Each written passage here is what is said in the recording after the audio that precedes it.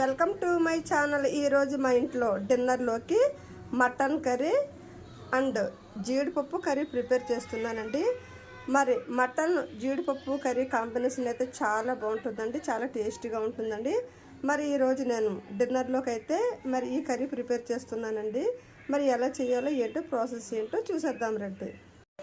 1 kilo mutton తీసుకోవాలండి. చిన్న చిన్న పీసులుగా ఇలా కటింగ్ చేసుకోవాలండి. తర్వాత నీట్గా వాష్ చేసుకుని అయితే ఒక ప్లేట్లో వేసుకున్నానండి. ఇప్పుడు జీడిపప్పు అండ్ పచ్చిమిర్చి అండ్ ఆనియన్స్, టమాటో ఇవన్నీ రెడీ చేసుకుని అయితే ఒక ప్లేట్లో పెట్టుకున్నానండి. అల్లం, వెల్లుల్లి, ఆనియన్స్, మసాలా ఇంగ్రీడియంట్స్ అన్నీ కలిసి ఇలాగ ఒక మిక్సీ బౌల్లో వేసానండి. ఇప్పుడు ఈ మసాలాలు మిక్సీ పట్టుకోవాలండి. ఇప్పుడు స్టవ్ పైన ఒక కుక్కర్ పెట్టుకోవాలండి. కుక్కర్ ఈటెక్కిన తర్వాత కర్రీ సరిపడా ఆయిల్ వేసుకోవాలండి. ఆయిల్ ఈటెక్కిన తర్వాత కటింగ్ చేసి పెట్టుకున్న ఆనియన్స్ వేసేసుకోవాలండి. ఇప్పుడు కటింగ్ చేసి పెట్టుకున్న పచ్చిమిర్చి, జీడిపప్పు కూడా వేసేసుకోవాలండి. ఈ ఇంగ్రీడియంట్స్ వేసిన తర్వాత ఒకసారి బాగా కలుపుకోవాలి. ఇలా ఒకసారి బాగా కలుపుకోవాలి. ఇప్పుడు కొంచెం కరివేపాకు కూడా వేసుకోవాలండి.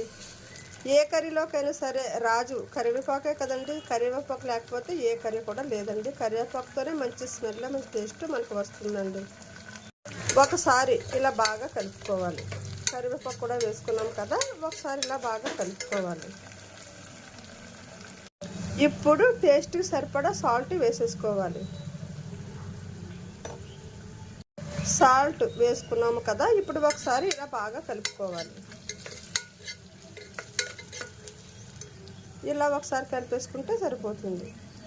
ఇప్పుడు ఆనియన్స్, పచ్చిమిర్చి, కరివేపాకు ఇవన్నీ లైట్ గోల్డెన్ కలర్లోకి వచ్చాయి కదండి. ఇప్పుడు టమాటా వేసేసుకోవాలి. ఇలా టమాటో కూడా వేసేసుకోవాలండి. టమాటో ముక్కలు కూడా వేసాం కదా, ఇప్పుడు ఒకసారి ఇలా బాగా కలుపుకోవాలి. ఒకసారి ఇలా బాగా కలుపుకుంటే అన్ని ఇంగ్రీడియంట్స్ కలిపి బాగా మ్యాష్ అవుతాయి. ఒకసారి ఇలా బాగా కలుపుకుంటే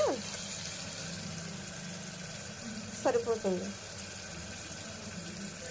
అన్నీ కలిసి ఒక్కసారి ఫ్రై అయిపోతాయి.